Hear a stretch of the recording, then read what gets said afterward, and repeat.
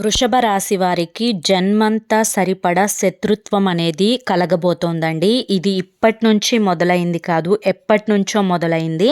ఒక కిలాడి ఏడుపు, పైగా ఒక బొట్టు లేని ముండ, ఒక స్త్రీ ఏడుపు ఇంత ఘోరంగా ఏడుస్తుంది అంటే మరి ఛీ అని చెప్పి అనుకోవచ్చు. ఆమె పేరు కూడా ఇదే, వెంటనే తెలుసుకోండి.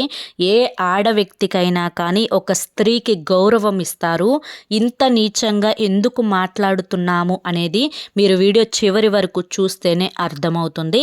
ఆలస్యం చేయకుండా వీడియోలోకి వెళ్ళే ముందు, చాలామంది కూడా చెప్పుకోలేనటువంటి సమస్యలతోటి సతమతమైపోతూ వాటిని ఎలా తీర్చుకోవాలో తెలియక ఇబ్బంది పడిపోతూ ఉంటారు. అటువంటి వారి కోసం శ్రీ సుబ్రహ్మణ్య స్వామి ఆశీస్సులతో జ్యోతిష్యం చెప్పబడును. గురూజీ షణ్ముఖరాజు గారు. Phone number 9122274443. మీరు ఇప్పటి వరకు ఎన్నో చోట్ల జ్యోతిష్యం చెప్పించుకొని విసిగిపోయి ఉంటే ఒక్కసారి ఈ స్క్రీన్ మీద కనిపిస్తున్న నెంబర్కి అయితే కాంటాక్ట్ అవ్వండి. మీకున్నటువంటి సమస్యలు ఏవైనా కానివ్వండి, ప్రేమ, పెళ్లి, ఉద్యోగం, రాజకీయం, సంతానం లేక ఇబ్బంది పడుతున్న, భార్యాభర్తల మధ్య గొడవలున్న, అప్పుల సమస్యలున్నా, శత్రువుల సమస్యలున్నా అవేంటో మీరు గురువుగారికి వివరించి చెప్పినట్లయితే వాటికి తగిన పూజలు చేసి గురువుగారు మీకు రోజులలోనే పరిష్కారాన్ని చూపిస్తారు. గురువుగారు చెప్పింది చెప్పినట్లు 100కు 1000% జరుగుతుంది. నమ్మకంతో స్క్రీన్ మీద కనిపిస్తున్న నెంబర్కి అయితే కాంటాక్ట్ అవ్వండి. అంతేకాకుండా భార్యాభర్తల మధ్య వశీకరణ, స్త్రీ మరియు పురుషుల మధ్య వశీకరణ 100% జరపబడును. మీకు ఎటువంటి సంతాన సమస్యలు ఉన్నా కానీ ఆ సమస్యలకు కూడా 100% పరిష్కారం అయితే చెప్పబడునండి. మాకున్నటువంటి ఎన్నో రకాలైన సమస్యలు కూడా గురువుగారు చేసిన పూజల వల్ల అన్నీ తీరి ఈ రోజున మేము ఆనందంగా ఉంటున్నాము. మీరు కాంటాక్ట్ అవ్వండి. ఇక ఆలస్యం చేయకుండా మనం వీడియోలోకి అయితే వెళ్ళిపోదాం. ఎప్పుడైనా కానీ ఒక స్త్రీకి గౌరవం ఇవ్వాలి. ఎప్పుడు తను బొట్టు లేని స్త్రీగా మారుతుంది అంటే తన యొక్క భర్త చనిపోయినప్పుడు. అది అందరికీ కూడా తెలిసిన విషయమే. అటువంటి స్త్రీని కూడా ముండా అనే మాట వాడకూడదు. ఎందుకు అనంటే ఏ స్త్రీ అయినా ఒక స్త్రీకి ఇచ్చే గౌరవం అనేది తప్పకుండా ఇవ్వాలి. ఏ స్త్రీ అయినా కూడా ఆ ఆది పరాశక్తితోటి సమానస్తురాలే. ఏ స్త్రీకైనా కూడా ప్రతి ఒక్కరూ తల ఉంచి నమస్కరించుకోవాల్సిందే. కానీ ఇక్కడ ఈ వీడియోలో కిలాడి ముండా, కిలాడి స్త్రీ అని ఈ మాటలు ఎందుకు వాడవలసి వచ్చింది అనేది వృషభ రాశి వారు ప్రత్యేకంగా వీడియోని చివరి వరకు చూస్తే మీకు పూర్తిగా అర్థమవుతుంది ఎందుకు ఇలా మాట్లాడాల్సి వచ్చింది అని. ఒకవేళ ముందుగా ఈ మాటలు అన్నందుకు వీడియో చూసేవారికి తప్పుగా అనిపిస్తే దయచేసి నన్ను క్షమించండి. మరొక్కసారి చెప్తున్నాను, వీడియోని చివరి వరకు చూస్తేనే మీకు ఇది అర్థమవుతుంది. నేను కూడా ఒక స్త్రీని కాబట్టే ఇంతగా నేను మీకు చెప్తున్నాను. వృషభ రాశి వారు వ్యక్తిగతంగా ఎలా ఉంటారు అంటే చాలా మంచి మనసు ఉన్నవారండి. ఎదుటివారు కాస్త మంచితనం చూపించినా కానీ, ఎదుటివారు కాస్తంత ప్రేమను చూపించినా కానీ ఆ ఎదుటి వారి యొక్క ప్రేమకు దాసోహమైపోతూ ఉంటారు. కానీ పైకి ప్రేమ చూపించడం అనేది వీరికి రాదు. వీరి యొక్క మనసు చాలా సున్నితమైనప్పటికీ కూడాను ఎదుటి వారితో కొంచెం కొంచెం ర్యాష్గా మాట్లాడతారనమాట. అంటే ఎలా మాట్లాడతారు అంటే కనుక, ఏంటి చెప్పు, పని అయిందా, అవుతుందా, అలే ఏంది, అన్నం తినలేదా ఇంకా, అట్లా ఉంటుందన్నమాట. అమ్మ అన్నం తిన్నావా అన్న మాట వేరుగా ఉంటుంది, అన్నం తినలేదు ఇంకా అన్న మాట వేరుగా ఉంటుంది. అవును కదా. వీళ్ళు ఈ రెండో జాతికి చెందినవారు. అలా అని చెప్పి కఠినాత్ముల అంటే కఠినాత్ములు కాదు. చిన్నప్పటి నుంచి కూడా వీరు పెరిగిన వాతావరణం, వీరి చుట్టూ ఉండే పరిసరాలు, వీరు పనిచేసే దగ్గర ఉండే ఆ యొక్క పరిసరాలు, ఆ చుట్టూ ఉండే జనం, వీరందరి వల్ల కూడా వీరి యొక్క మానసిక స్థితి అనేది ఈ విధంగా తయారైంది. ప్రేమకు కొంచెం తక్కువగా నోచుకొని పుట్టారు అని చెప్పుకోవచ్చు వృషభ రాశి వారిని.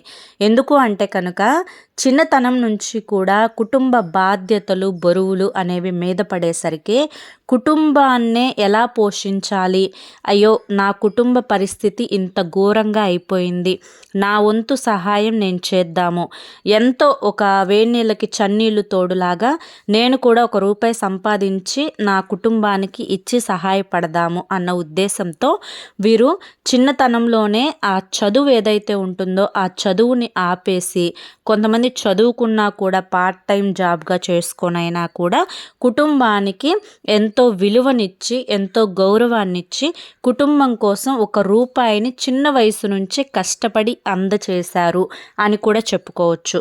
ఇంత నా బిడ్డ కష్టపడుతున్నారు కదా, నా బిడ్డ ఇంత కుటుంబం గురించి ఆలోచిస్తున్నారు కదా అని చెప్పి ఈ యొక్క వృషభ రాశి వారి యొక్క తల్లిదండ్రులు ఎవరైతే ఉన్నారో వీరు కూడా అంత ఎఫర్ట్స్ అనేవి పిల్లల మీద పెట్టరు. ప్రేమ లేదా అంటే ప్రేమ లేదు అని నేను చెప్పను, కానీ వీరి యొక్క మెంటాలిటీ ఏ విధంగా ఉంటుంది అంటే మనమేంటో మనం చూసుకుందాము, మన స్వార్థం మనం చూసుకుందాము, మనకి డబ్బులు నెల వచ్చేసరికి చేతిలో పెడుతున్నాడా లేదా చేతిలో పెడుతుందా లేదా ఇంతవరకే చూసుకుందాము అన్నట్లుగా వారి యొక్క వ్యక్తిగతం గురించి ఆలోచించుకొని ఇటు వీరి యొక్క బిడ్డల గురించి కాస్తంత నిర్లక్ష్య ధోరణి. ఎంత ప్రేమ, తల్లిదండ్రులు అన్న తర్వాత ప్రేమ లేకుండా ఉండదు, ప్రేమ ఉంటుంది, కానీ ఆ ప్రేమకి కూడా ఒక లిమిట్ అనేది, అంటే ఒక గీత అనేది గీసుకొని ఆ గీత దాటి వాళ్ళు అడుగు బయటకు పెట్టి వాళ్ళ దగ్గరికి రాకపోవడం వల్ల కాస్తంత మూర్ఖత్వం అనేది వృషభ రాశి వారికి పెరిగిపోతుంది అనమాట. ఇక్కడ ఎంత మూర్ఖత్వం పెరిగినా కూడా, ఎంత చదువు అనేది నిర్లక్ష్యం చేసినా కూడా ఇక్కడ మనకి సమాజం, మన యొక్క జీవితం అనేది ఎంతోమంది వ్యక్తుల ద్వారా ఎన్నో గుణపాఠాలను నేర్పిస్తుంది. మనుషులతో ఎలా మాట్లాడాలి, ఎలా ప్రవర్తించాలి, డబ్బు కోసం ఏ పని చేయాలి, ఏ దారిలో వెళ్తే మనకి గౌరవం అనేది పెరుగుతుంది, ఇవన్నీ కూడా వీరు చుట్టూ పరిసరాల నుంచి నేర్చుకున్నవే చాలా ఎక్కువగా ఉంటాయన్నమాట.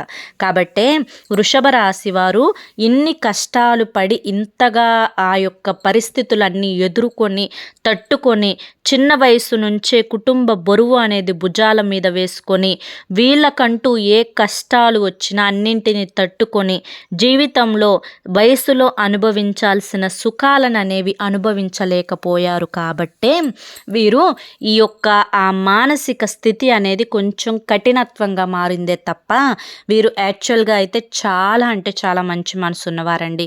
కుటుంబం కోసం త్యాగం చేస్తారు, రేయింబగళ్ళు కూడా కుటుంబం కోసం కష్టపడి పనిచేస్తారు, కష్టపడి కుటుంబం కోసం ఎక్కువ ప్రాముఖ్యతను ఇస్తారు. వారికంటూ సమాజంలో ఒక గుర్తింపు తేవాలి, నలుగురిలో వారికంటూ ఒక విలువ తీసుకొచ్చి పెట్టాలి, వారికంటూ ఒక స్థానాన్ని మనం ఏర్పరచాలి అన్న ఉద్దేశంతో, అంటే వారు కష్టపడి ఒక కొవ్వొత్తిలాగా వెలుగునిస్తూ వీరు కరిగిపోతారు అని కూడా చెప్పుకోవచ్చు అనమాట. అంటే అంత త్యాగం అనేది ఉంటుంది, కానీ నేను ఇంత చేస్తున్నాను అని చెప్పి బయటకు మాత్రం చూపించరనమాట. అటువంటి వ్యక్తిత్వం కలిగిన వారు ఈ యొక్క వృషభ రాశి వారు.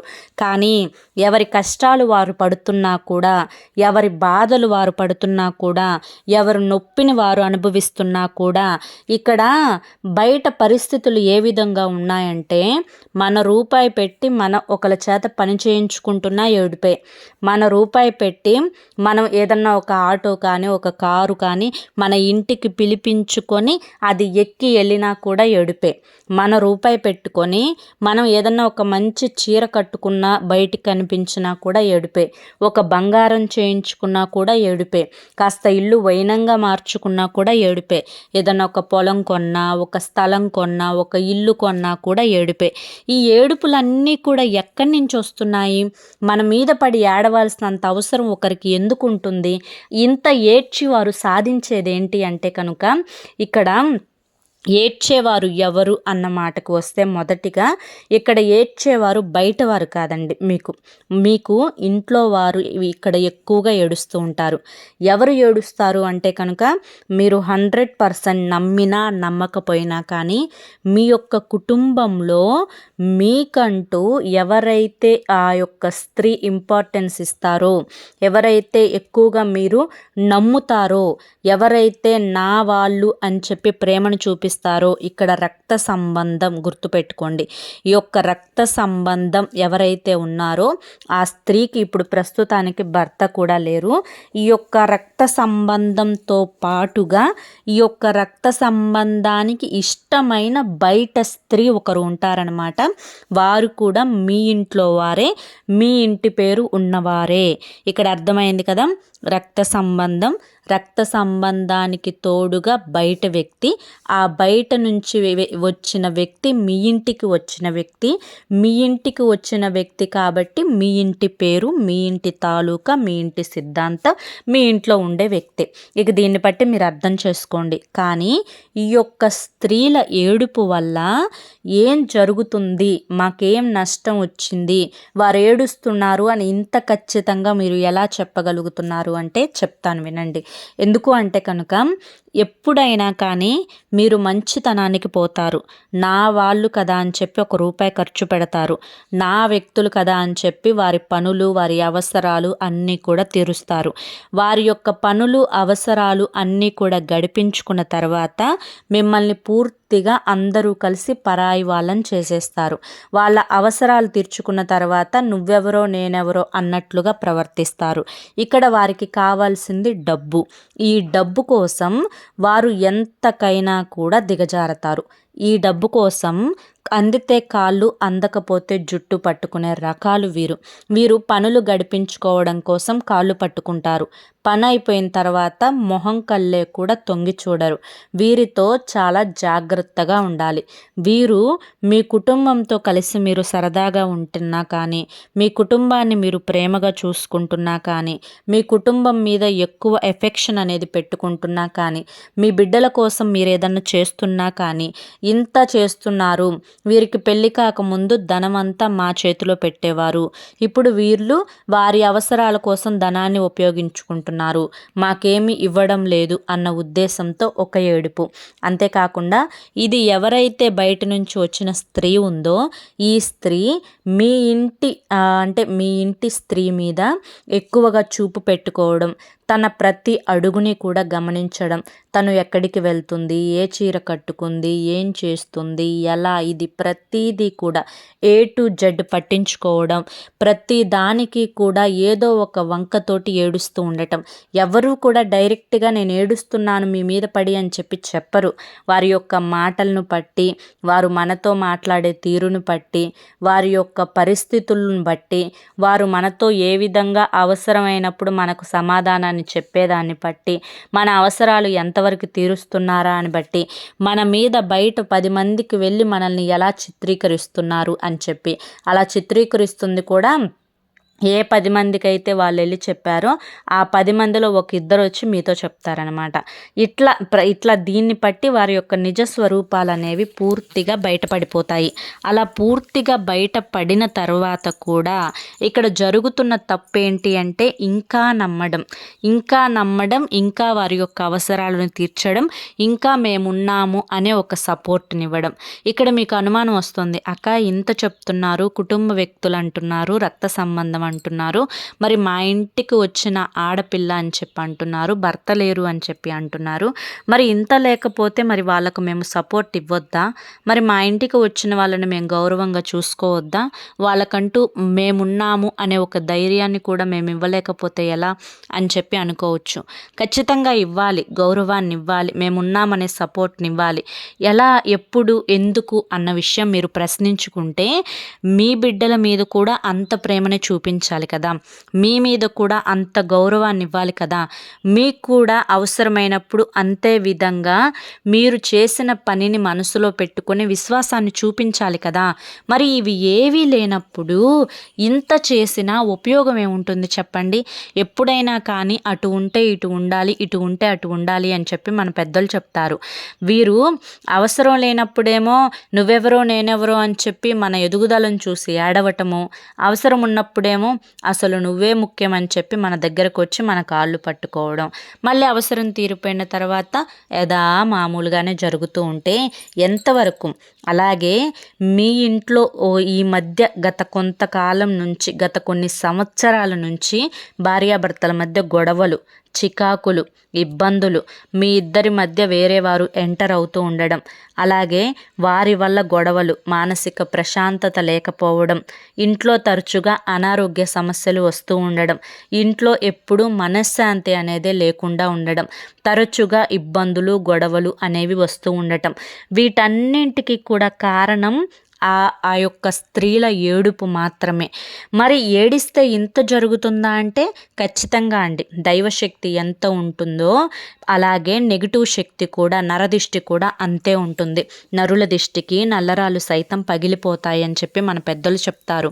అలాగే ఇక్కడ జరుగుతుంది కూడా అదే నరదిష్టి.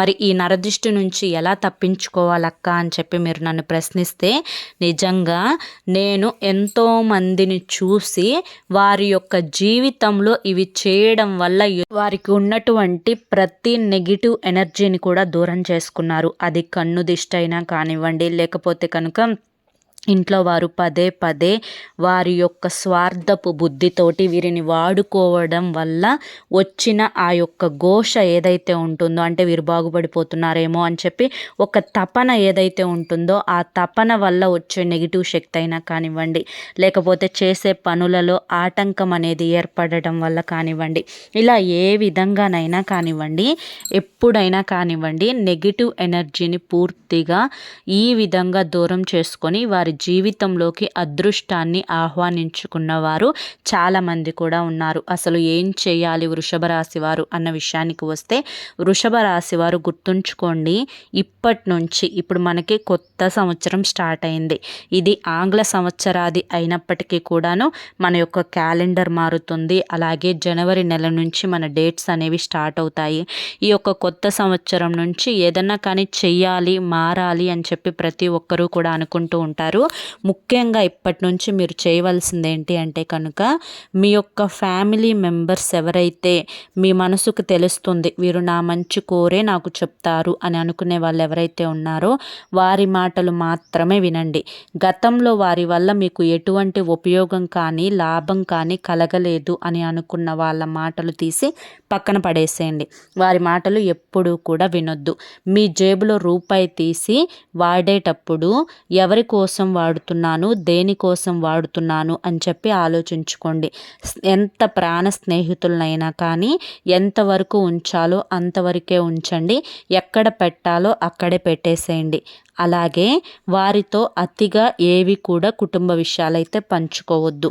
ముఖ్యంగా ఎవరి కోసమో ఒక రూపాయినైతే ఖర్చు చేయొద్దు. మీరు పడే కష్టం ఏదైతే ఉందో, మీలో బిజినెస్ పార్ట్నర్స్ ఉంటారు, మీకు తోడుగా ఎవరైనా కానీ అంటే మీ తోటి ఉద్యోగస్తులు ఉంటారు. ఇలా ఏదైనా కానీ వారితో కూడా ఎంతవరకు ఉండాలో అంతవరకే ఉండండి. లిమిట్స్ అయితే దాటొద్దు. ఒక రూపాయి కూడా జారనివ్వద్దు. అలాగే ముఖ్యంగా గుర్తుంచుకోండి, వృషభ రాశి వారు ఈ కొత్త సంవత్సరం నుంచి ప్రతి సోమవారం కాకపోయినా నెలలో ఏదైనా ఒక సోమవారం రోజు శివాలయంలో శివుడికి మీ చేత్తో అభిషేకం చేసే ప్రయత్నం చేయండి. దీనివల్ల మీకున్నటువంటి ఎటువంటి నెగిటివ్ శక్తి అయినా కూడా వెళ్ళిపోతుంది. ప్రతి శనివారం రోజు వెంకటేశ్వర స్వామి గుడికి వెళ్ళి ఆ వెంకటేశ్వర స్వామి గుడిలో తులసి మాలను సమర్పించండి. దీనివల్ల మీకు చాలా రకాలుగా అదృష్టం అనేది కలిసి వస్తుంది.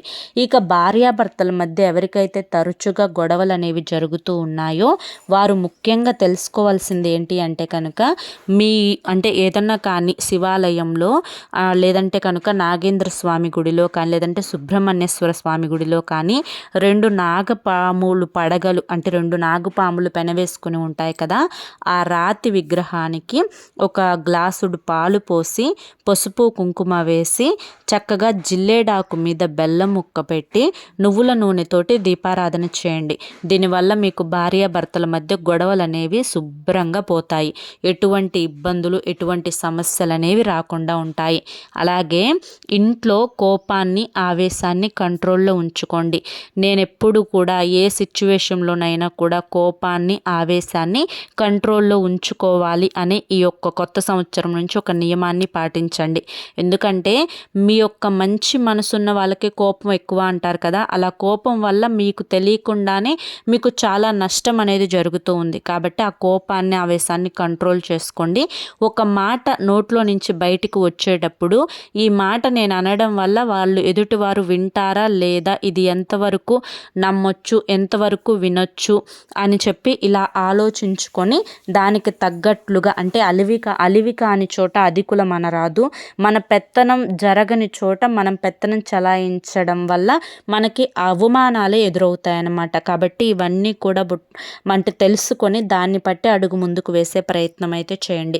ఇవన్నీ మనసులో పెట్టుకొని ఎవరైతే ఆ స్త్రీలు ఉన్నారో వారితో ఎంతవరకు ఉండాలో అంతవరకు ఉండి, వారికి ఎక్కువగా ధనాన్ని ఖర్చు చేయడం, అస్సలు ఎక్కువ కాదు, అస్సలు ఖర్చు చేయకుండా ఉండి, మీ లిమిట్స్లో మీరుండి మీ ఫ్యామిలీని మీరు హ్యాపీగా చూసుకొని నేను చెప్పిన పనులన్నీ చేసుకుంటూ ప్రతి అమావాస్యకు ఎర్రనీళ్ళు తిప్పివేసుకుంటూ ఉంటూ బయటికి వెళ్ళినప్పుడల్లా కూడా అరికాల్లో కాటుకు చుక్క పెట్టుకొని వెళ్ళటం, జేబులో నిమ్మకాయ పెట్టుకొని వెళ్ళడం, ఇటువంటివన్నీ కూడా చేస్తూ ఉండటం వల్ల మీరు చాలా వరకు కూడా ఒడ్డున పడతారు. చాలా సమస్యల నుంచి దూరమయ్యి మీ జీవితాల్లోకి అదృష్టం అనేది అడుగు పెడుతుంది. అర్థమైంది కదండి. మరి వృషభ రాశి వారికి ఈ వీడియో నచ్చింది అనుకుంటున్నాను. నచ్చింది అనిపిస్తే ఈ వీడియోకి ఒక లైక్ ఇవ్వండి. లైక్ ఇచ్చిన వెంటనే హైప్ అని వస్తుంది, హైప్ ఇవ్వండి. కింద కామెంట్ సెక్షన్లో ఖచ్చితంగా ఓం నమః శివాయ అని చెప్పి కామెంట్ చేయండి. మొదటిసారి మన ఛానల్లోకి వచ్చినట్లయితే మన ఛానల్ని సబ్స్క్రైబ్ చేసుకొని సపోర్ట్ చేయండి. రేపు మరొక మంచి వీడియోతోటి మళ్ళీ కలుసుకుందాం. అంతవరకు కూడా పరమేశ్వరుని ఆశీస్సులు మీ మీద, మీ కుటుంబ సభ్యుల మీద ఎల్లకాలం ఉండాలి అని చెప్పి మనస్ఫూర్తిగా కోరుకుంటూ సర్వేజన సుఖినో భవంతు. ధన్యవాదములండి.